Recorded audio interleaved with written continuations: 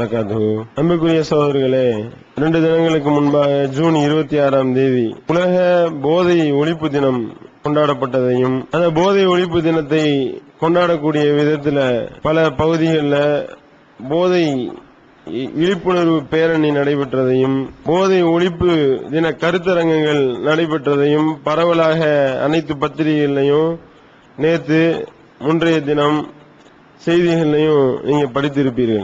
போதை ஒழிப்பு தினம் என்ற ஒரு தினத்தை கொண்டாடக்கூடிய இந்த நபர்களுடைய நிலைமை எப்படி இருக்கின்றது என்றால், போதை ஒழிப்பதற்காக ஒரு தினத்தை எடுப்பாங்க, அந்த ஒரு தினத்தோட அந்த போதை ஒழிக்கிறத மறந்துடுவாங்க. மற்ற 364 நாளும் போதையை பத்தி ஞாபகம் இருக்கும். அந்த ஒரு நாள் மட்டும் என்ன செய்வாங்கன்னா, போதையை மறக்கணும்னு சொல்லி கொண்டு இப்ப இந்த தினம் என்று போட்டு எல்லாம் ஒவ்வொரு நாளும் அன்னையர் தினம், தந்தையர் தினம், பெண் உரிமை பாதுகாக்கக்கூடிய தினம் எல்லாம் என்னன்னா, இந்த ஒரு தினம்னாலே அந்த ஒரு நாளை தவிர மற்ற நாள் நீ நினைக்க கூடாதுன்ற மாதிரி தான் அர்த்தம். அந்த ஒரு நாள் மட்டும்தான் நீ ஞாபகம் வரணும் உனக்கு. அந்த ஒரு நாள் இந்த போதை ஒழிப்பு தினம்னு போகக்கூடியவர்கள் அவங்களே போதை அடிச்சுக்கிட்டு போறாங்களா என்னன்னு தெரியாது. அந்த அளவுக்கு தான் நிலைமை இருக்கின்றது. அடுத்த நாள் போதை அடிச்சுக்கலாம், இந்த ஒரு நாள் மட்டும் அடிக்க கூடாதுன்னு சொல்ல வர்றாங்களான்னு புரியல. இந்த மாதிரி தினம் தினம் என்று சொல்லி கொண்டாடுவதே ஒரு கிறுக்குத்தனம் என்பதை ஏற்கனவே நம்ம சொல்லி இருக்கிறோம். அந்த அடிப்படையில் பாத்தீங்கன்னா, இந்த போதை ஒழிப்புன்னு இவங்க கொண்டு வர்றாங்க, போதை ஒழிப்பு விழிப்புணர்வு என்று பேசுகின்றார்கள். ஆனால் அதற்குரிய நடவடிக்கைகள் ஒழுங்கா செய்யறாங்களா அப்படின்னு நம்ம ஆய்வு பண்ணி பார்த்தால், வெறுமனே பேரளவுல போதை ஒழிக்கணும், அவ்வளவுதான். அதை எப்படி ஒழிக்கணும், எப்படியான நிலைப்பாடுகளை எதிர்த்தால் அது ஒழியும் அப்படின்றதெல்லாம் இவங்களுக்கு தெரிய மாட்டேனுது. ஆனால் அனைத்து பிரச்சனைகளுக்கும் தீர்வு சொல்லக்கூடிய இஸ்லாமிய மார்க்கம் இதுக்கு அழகான தீர்வை நமக்கு கற்றுத் தருகின்றது. போதை என்பது பல விதத்துல பல ரகங்கள்ல இதை கொண்டு வந்துட்டான். இப்ப என்னென்ன மாதிரிலாம் போதையை கொண்டு வருகின்றார். போதை என்பது மதுவும் போதையில தான் அடங்குகின்றது. கஞ்சா, அபினு, ஹெராயின், ஒயிட்னரு, கொகைனு, இப்படி வாயில் நுழையாத பேர்லாம் வச்சிருக்கிறாங்க. இதுக்கு இவ்வளவு பேரா இதுக்கு என்று சொல்லக்கூடிய அளவிற்கு பிரவுன் சுகரு, இந்த மாதிரி ஒரு பெரிய பட்டியலே நீளுது. இப்படி என்ன பேர்ல அவர்கள் போட்டாலும், என்ன பேர்ல நீங்க கொண்டு வந்தாலும், இஸ்லாம் ஒரே வரியில இதை முடிச்சிருது. எப்படி ரசூல் ஸல்லல்லாஹு அலைஹி வஸல்லம் சொல்லி காட்டுகின்றார்கள், குல்லு முஸ்கிரின் ஹராம், போதை தரக்கூடிய ஒவ்வொன்றும் ஹராமாக்கப்பட்டுள்ளது. என்ன பேர் வேணாலும் நீ அதுக்கு வச்சு தொல, ஆனால் நீ என்ன பேர் வச்சாலும் இது ஹராமு. எது ஹராமு? போதை தரக்கூடிய ஒவ்வொன்றும் ஹராம் என்று நபிகள் நாயகம் ஸல்லல்லாஹு அலைஹி வஸல்லம் அவர்கள் சொல்லி காட்டுகின்றார்கள். எந்த அளவுக்குன்னா, ஒரு கிளாஸ்ல தண்ணியை ஊத்தி பேரிச்சம்பழத்தை ஊற வைப்பாங்க. அப்படி ஊற வைக்கக்கூடிய பேரிச்சம்பழம் கொஞ்சம் நாள் பட்டுச்சுன்னா அது கொஞ்சம் தள்ளாட்டம் கொடுக்கிற மாதிரி தெரியும். அதையே நபிகள் நாயகம் ஸல்லல்லாஹு அலைஹி வஸல்லம் அவர்கள் தடுத்திருக்கிறாங்கன்னா பாருங்க எந்த அளவுக்கு மார்க்கம் இந்த விஷயத்துல நமக்கு வழிகாட்டுகின்றது அப்படின்னு. அதோடு மட்டுமல்லாம சில பேர் என்ன நினைப்பாங்கன்னா, அதாவது ஒரு ஃபுல் அடிச்சா தானே நமக்கு இது ஏறுது, போதை ஏறுது, அதனால நம்ம ஒரு ஆஃப் மட்டும் அடிச்சுக்கிறோம், ஒரு குவார்டர் மட்டும் அடிச்சுக்கிறோம்னு ஆள் இருக்கா இல்லையா? என்னன்னு கேட்டா, எனக்கு 2 பாட்டில் அடிச்சாதான் ஏறும், அதனால நான் காவாசி அடிச்சுக்கிறேன், அரைவாசி அடிச்சுக்கிறேன் என்று நிலைப்பாடு எடுக்கிறத பாக்குறேன். அப்படிதான் நாசமா போறாங்க. ஆனா நபிகள் நாயகம் ஸல்லல்லாஹு அலைஹி வஸல்லம் அவர்கள் அழகா சொல்லி காட்டுகின்றார்கள், மா அஸ்கர கஸீருஹு ஃபகலீலுஹு ஹராம், எதை அதிகமா சாப்பிட்டால் போதை தருகின்றதோ அந்த போதை தரக்கூடிய வஸ்தை கொஞ்சமா சாப்பிடுவதும் ஹராம். எப்படி இஸ்லாம் கோடு போடுது பாருங்க. மதுகபு நூல்ல தான் எழுதி வச்சிருக்கிறாங்க. அதிகமா அடிச்சா தான் கூடாது, கொஞ்சமா அடிச்சா பிரச்சனை இல்ல, ஆலிம்களுக்கு மட்டும் சொல்லு, பாமரர்களுக்கு சொல்லிடாத. காரணம் என்ன? பாமரனுக்கு அளவு தெரியாது, அவன் எக்ஸ்ட்ரா கூடுதலா அடிச்சு விட்டுருவான் போதைய அப்படின்னு சொல்லி மதுகபுல எழுதி வச்சிருக்கிறாங்க. ஆனா நபிகள் நாயகம் ஸல்லல்லாஹு அலைஹி வஸல்லம் என்ன சொல்றாங்க, எதை நீங்க அதிகமா சாப்பிட்டா அது போதை தருமோ அதை குறைவாக சாப்பிடுவதும் கலீலுஹு ஹராம், கொஞ்சமா இருந்தாலும் அது ஹராம் தான் என்று அழகான ஒரு வழிகாட்டுதல ரசூல் ஸல்லல்லாஹு அலைஹி வஸல்லம் அவர்கள் சொல்லக்கூடியதை பார்க்கின்றோம். இது அடிப்படை. அதாவது போதை தரக்கூடிய ஒவ்வொன்றும் ஹராமு. அதே மாதிரி அதை அதிகமா அடிச்சா எது ஹராமோ அதை கம்மியா சாப்பிட்டாலும் ஹராம்ன்றது அடிப்படை. அது அல்லாமல் இந்த போதையை ஒழிப்பதற்கு இஸ்லாம் எத்தகைய வழிகாட்டுதலை எல்லாம் காட்டுகின்றது, இவர்கள் எப்படிப்பட்ட வேலைகளை எல்லாம் செய்து கொண்டிருக்கிறார்கள் கொஞ்சம் ஒப்பிட்டு பாருங்க.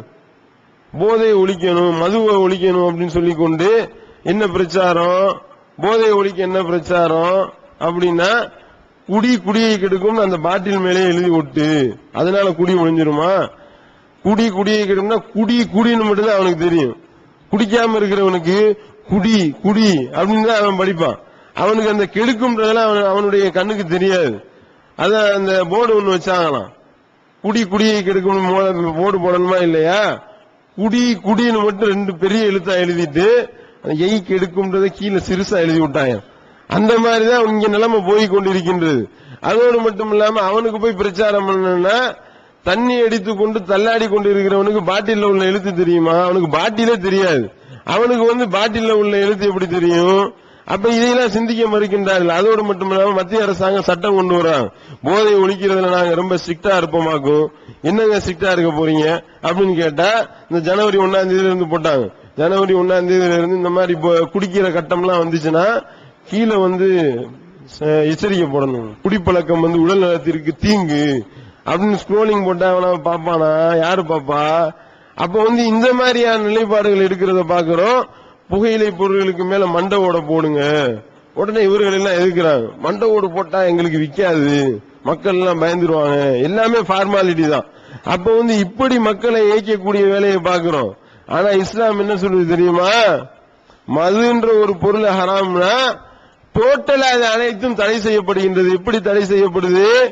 மதுவை தயாரிக்கிறவன், மதுவை ஊத்தி கொடுக்கிறவன், மதுவை சுமந்து கொண்டு போறவன், மதுவை குடிக்கிறவன், இப்படி மதுல தொடர்புடைய யார் யாரெல்லாம் இருக்கின்றார்களோ அனைவரும் அல்லாஹ்வால் சபிக்கப்படுகின்றார்கள் என்று நபிகள் நாயகம் ஸல்லல்லாஹு அலைஹி வஸல்லம் சொல்லி காட்டுறாங்க. இப்படி சட்டம் போட்டா அவங்க பயப்படுவாங்களா? இப்படி மம்மாடி மதுவை தூக்கிட்டு போனா கூட ஹராமு, மதுவை ஊத்தி கொடுக்கிறது ஹராமு, மதுவை விற்கிறது ஹராமு என்று இங்கே என்ன விளங்கி வைத்திருக்கின்றார்கள் என்றால், குடிக்கிறது மட்டும்தான் ஹராம் விளங்கி வச்சிருக்கான். ஆனா இஸ்லாம் எப்படி சொல்லி காட்டுகின்றது?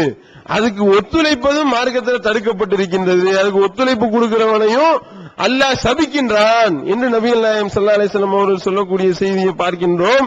அதோடு மட்டுமல்லாமல், இப்படி போதையை நீங்க அடிக்கிறீங்களா, உங்களுக்கு கடுமையான தண்டனையை கொடுக்க சொல்லி இஸ்லாம் சொல்லுது. யார் யாரு இந்த மாதிரி மது அடிக்கின்றார்களோ அவர்களை அவர்களுக்கு உண்டான தண்டனை என்ன? செருப்பாலையும் விளக்கு மாத்தாலையும் கையில அடைச்ச பொருள்களால எல்லாம் பிடிச்சு அடிப்போம். ரசூல் ஸல்லல்லாஹு அலைஹி வஸல்லம் டிக்ளேர் பண்ணாங்கன்னா, மதுவை கொண்டு பிடிச்சிட்டு வந்திருக்காரு அடிங்கன்னு ரசூல் ஸல்லல்லாஹு அலைஹி வஸல்லம் உத்தரவு போட்டா செருப்பு தான் பறக்கும், விளக்கு மாதிரி பறக்கும். இப்படி ஒரு ஆளுக்கு அடி கொடுத்தா அடுத்த ஜென்மத்துக்கு யோசனை பண்ணுவானா?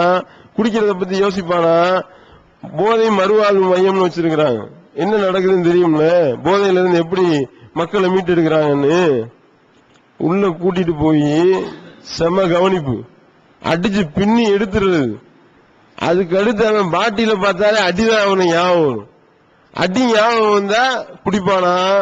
இஸ்லாம் அப்படி தீர்வு சொல்லுது.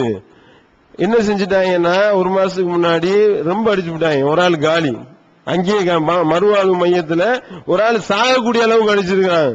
அப்ப இப்படி இஸ்லாம் இந்த மாதிரி சாகக்கூடிய அளவுக்கு அடிச்சிடாதீங்க, செருப்பால இதுல அடிங்க, ரொம்ப அடிச்சிடக்கூடாது, லிமிட்டா அடிக்கணும். இப்படி அழகா அதுலயும் வழிகாட்டுதலை பாக்குறோம். அதோடு மட்டுமல்லாமல், இந்த குடியில பழக்கப்பட்ட ஆளு, போதையில பழக்கப்பட்ட ஆளுங்க இருக்காங்க பாத்தீங்களா, அவர்கள் அதை கிடைக்கிறதுக்காக என்ன வேணாலும் பண்ணுவான்.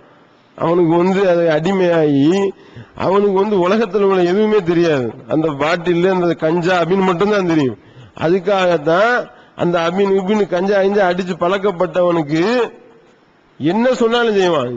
ஒரு கொஞ்சோண்டு கஞ்சா தர்றேன், நீ இந்த வேலையை செஞ்சுட்டு வான்னு சொன்னா அப்படி வெறித்தனமா போய் செய்வான். அதுக்கு இஸ்லாம் எப்படி மக்களை மீட்டடிச்சு தெரியுமா? இங்க உள்ள முடிகாரர்களை விட தூக்கி சாப்பிடக்கூடிய அளவுக்கு குடிகாரர்களா இருந்தாங்க அங்க. ஆனால் அப்படிப்பட்டவர்களை இஸ்லாம் மீட்டெடுக்கின்றது. எப்படி மீட்டெடுக்கின்றதுன்றத பாக்கிறோம். அதே நேரத்தில் இங்க உள்ள ஆள்கள் குடிக்கிறதுக்கு இன்னொரு பிரத்யேகமான காரணமும் இருக்கு, அதையும் பார்க்க வேண்டியது இருக்கு. இப்படி குடிக்கிறதுலாம் அவங்க யார கடவுளா நம்புறாங்களோ அந்த கடவுளே தண்ணி அடிச்சுக்கிட்டு இருப்பாரு அப்படி நம்பிக்கை இருக்கா இல்லையா? கடவுளுக்கு போய் படையல் வைக்கிறதே குவார்டர் பாட்டில தான் வைக்கிறாங்க. பார்த்தோமா இல்லையா? அந்த தேனி பக்கத்துல சின்னமனூர் ஏரியால குச்சனூர் கோவில்ல கடவுளுக்கு 4000 குவார்டர் பாட்டில்கள் கொடுக்கப்பட்டது படையலாக. அந்த குவார்டர் பாட்டிலை எடுத்து அந்த சிலைகளுக்கு பிந்துவாரத்தில் ஊத்துனாங்க. கடவுள் அப்படிதான் குடிப்பாரு. என்னன்னா நமக்கு சிரமங்களை மறக்கிறதுக்கு, வேதனைகளை மறக்க ஒரு குவார்டர் தேவைப்படுது. கடவுளுக்கு எவ்வளவு பிரச்சனை இருக்கும். அப்ப இவ்வளவு பேரை மெயின்டைன் பண்றதா இருந்தா அப்ப அவருக்கு எத்தனை பாட்டில் தேவை? இப்படி யோசிக்கின்றாரு. அதுதான் அவர்களை குடியின் பக்கம் தள்ளு. குடிக்கிறது தப்புன்னே அவரால, தவறுன்னு அவரால ஆன்மீக அடிப்படையில் சொல்ல முடியுமா? உலகத்துல குடிச்சிட்டு தள்ளாடுறான், கீழே படுத்து கிடக்குறான், அதனால பிரச்சனைன்னு தான் சொல்லுவாங்க.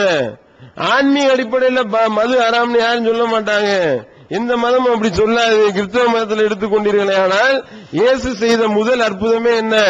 தண்ணியை சாராயமா மாத்தினாரு. அதுதான் அவர் செஞ்ச முதல் அற்புதம். ஒரு விருந்துல போய் அவர் என்ன செய்யறாரு? மொத்த அற்புதம் என்ன? சாதாரண மனுஷன் நினைச்சுக்கிட்டு இருந்தோம். இப்படி தண்ணியா மாத்திட்டாரு, சாராயமா மாத்திருக்கிறாருன்னு சொல்லிட்டு அந்த சாராயத்தை குடித்தவர்கள் சொன்னார்கள், பழைய சரக்கை விட இந்த சரக்கு சூப்பர் சரக்கு என்று சொன்னார்கள். அதுலயே இருக்கு, பைபிள்ல இருக்கு, கூடுதல் குறைவா சொல்லல. அப்ப இப்படி நம்பினார்களே. ஆனால் தேவாலயத்தில் வச்சு ஊத்தி கொடுக்குறாங்களா? பாக்குறோமா? தேவாலயத்துக்குள்ள தண்ணி ஒயின் இருக்குங்க. அப்படியே கிளாஸ்ல கொஞ்சம் ஊத்துவாங்க. ஒரு முடக்கு மட்டும் அடிச்சுட்டு கடவுள் இடத்துல பிரார்த்தனை செஞ்சுட்டு வந்துடும். அப்ப என்னன்னா குடினா என்னன்னு தெரியாம பியூரா வருவான்ல, அவனுக்கு ஊத்தி கொடுத்து அவனை நாசப்படுத்தக்கூடிய வேலையை மதங்கள் என்ற போர்வையில செய்யக்கூடியதை பார்க்கிறோம். ஆனால் இஸ்லாம் எப்படி சொல்லுதுன்னா, அப்படி வார்த்தை எடுத்தாங்க ரசூல் ஸல்லல்லாஹு அலைஹி வஸல்லம் அவர்கள். மது ஹராம் என்ற ஒரு வசனம் இறங்குது. அனஸ் ரலியல்லாஹு அன்ஹு அவர்கள் அறிவிக்கக்கூடிய செய்தியை பார்க்கிறோம். மதீனாவினுடைய அந்த தெருக்கல்ல மது ஆறு ஓடியது. பீப்பாவா பேரல் பேரலா வச்சிருந்தாங்க. அவ்வளவு மொடா குடிகாரர்கள் அம்புட்டையும் தூக்கி கவுத்தி விட்டாங்க. கவுத்தி விட்டா மதீனாவுடைய தெருக்கல்ல மது ஆறு ஓடியது என்று சஹாபாக்கள் அறிவிக்கக்கூடிய செய்தியை பார்க்கிறோம்னா எப்படிப்பட்ட மாற்றம் பாத்தீங்களா? இப்படிப்பட்ட மாற்றம் எப்படி வந்துச்சு? இப்படி மொடா குடிகாரர் இடத்துல இப்படிப்பட்ட மாற்றம் எப்படி வந்துச்சு? அல்லாஹ் கொடுத்த வாக்குறுதி. என்ன வாக்குறுதி? இந்த உலகத்துல நீ குடிக்கிறத நீ தடுத்துக்கிட்டீங்கன்னா மறுமையில உனக்கு இருக்கு பாரு, அந்த மதுவினுடைய மகிமை இருக்க, அதை பத்தி அல்லாஹ் பட்டியல் போடுறான். இன்னல் அபுரார லஃபீ நஈம் அலல் அராயிகி யன்துரூன் தாரிஃபு ஃபீ வுஜூஹிஹிம் நவ்ரத்தன் நஈம் யுஸ்கௌன மின் ரஹீகின் மஹ்தூமின் ஹிதாமுஹு மிஸ்க் வஃபீ ذلك ஃபல்யதனாஃபஸில் முத்தனாஃபிஸூன். நல்லவர்கள் இன்பத்தில் இருப்பார்கள் அல்லாஹ் சொல்லி காட்டுறான். அந்த இன்பத்தினுடைய இன்பத்தை அவருடைய முகத்திலிருந்து நீங்க கண்டுகொள்வீர்கள். யுஸ்கௌன மின் ரஹீகின் ஹிதாமுஹு மிஸ்க். அவர்களுக்கு மது புகட்டப்படுவார்கள். அதனுடைய முத்திரை இருக்கிறதே அது கஸ்தூரி ஆகும். கஸ்தூரி வச்சு முத்திரையிட்டு மது கிடைக்கும் என்றால் அது எப்படிப்பட்ட மதுவா இருக்கும்? மிசாஜுஹு மின் தஸ்னீம் ஐனை யஷ்ரபு பிஹல் முகர்ரபூன். அதனுடைய கலவை தஸ்னீம் என்ற அந்த கலவை நெருக்கமானவர்கள் யாரோ அவர்கள் அதை அருந்துவார்கள். அதை குடிக்கிறதுனால தலைவலி வராது. இப்படி தள்ளாடிக்கிட்டு நீங்க எடுக்க மாட்டீங்க. அங்கே மது ஆறு, பாலாறு, தேனாறு இப்படி ஓடும். இப்படிப்பட்ட இந்த வசனங்கள் தான் அவங்களுக்கு ஆஹா, இங்க நம்ம இதை பாய்காட் பண்ணோம்னா, இதை தடை செய்து கொண்டோம் என்றால் அங்கே அல்லாஹ் நமக்கு கொடுக்க இருக்கின்றான். இப்படிப்பட்ட அந்த உத்தரவாதம் தானே அவங்களுடைய மனப்பக்குவத்தை ஏற்படுத்தா இல்லையா? அதாவது குடிக்க போவான், அவனால அதை ஞாபகப்படுத்த மறக்க முடியாது. அப்படி போறவனுக்கு அது ஒரு கவுன்சிலிங் தான். என்ன கவுன்சிலிங்? இங்கே நம்ம இதை தவிர்த்து கொண்டால் அங்கே இருக்கு பாரு, அப்படிப்பட்ட மகத்தான மது நமக்கு கிடைக்க இருக்கின்றது. இதனிடத்தில் அல்லாஹ் நமக்கு கொடுக்க போறான். இப்படி ஒருவன் நம்பினால் அது சரியா இருக்குமா? கடவுளே ஊத்தி கொடுத்தாரு, கடவுளே தண்ணி அடிச்சாருன்னு சொல்றது சரியா வருமா? அப்போ இஸ்லாம் அனைத்து விஷயங்களுக்கும் அனைத்து பிரச்சனைகளுக்கும் தீர்வு சொல்லக்கூடியதா இருக்கு. இந்த மது பிரச்சனை தான் பெரும் பிரச்சனையா இருக்கு. உலகத்திலே கணக்கு வெளியிடுகின்றார்கள். உலகத்திலேயே முதல் வியாபாரம் ராணுவ தளவாடம். அந்த ராணுவ தளவாட வியாபாரத்துக்கு அடுத்தபடியா இந்த விற்பனைகள் இருக்கின்றது என்று சொல்லக்கூடிய அளவிற்கு நிலைமை இருக்கிறது நம்ம பார்க்கிறோம். அப்ப இந்த மதுவை இஸ்லாம் எப்படி ஒழித்தது என்றால், இப்படிப்பட்ட முதல்ல அடிப்படை சொல்லிருச்சு டோட்டல் ஹராம்னு. அதுக்கடுத்து அதுக்கு உண்டான தண்டனைகள், நீ குடிச்சீங்கன்னா உனக்கு இங்க அடி கிடைக்கும், மறுமையில டோட்டலா இல்லாம போயிடும். இங்க மது குடிச்சா சொர்க்கத்துல இருக்கிற மது உனக்கு இல்ல அப்படின்னாலே அதுவே பாதி பயம் வந்துடும். மாடி அப்ப அங்கே நமக்கு இல்லாம போயிருமா? அதோடு மட்டும் இல்லாமல் மறுமையில உனக்கு இவ்வளவு நன்மைகள் இருக்கின்றது என்று அல்லாஹ் பட்டியல் போடுறான். இப்படி சரியான முறையில கடவுளை சரியான முறையில நம்புவார்களே ஆனால் அவருடைய நம்பிக்கை கரெக்டா இருக்கும். அப்படி இல்லாம இருந்தா அவர்களுடைய நம்பிக்கையும் தள்ளாட்டத்துலதான் போகும். அது அவரை நரகத்துல கொண்டு போய் தள்ளிவிடும் என்பதை தகவலாக கூறிக்கொண்டு நிறைவு செய்கின்றேன். வாயுதவான அல்ஹம்துலில்லாஹி ரப்பில் ஆலமீன்.